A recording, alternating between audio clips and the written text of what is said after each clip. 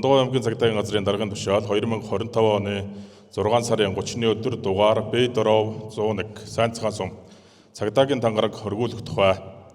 Монгол улсын иргэнбэг цагдаагийн албанд ажиллахдаа Монгол улсын үндсэн хууль, бусад хууль, албаагчийн ёс зүй, сахилга албаны нууцыг чан сэхэн, шин шударгаар ажиллаж, шаардлага гарвал амь биеийг хайрлан, зүтгэгээ батлан дангаруулъя. Ийм тангарагаас нэг бас үеийн хариуцлагатай.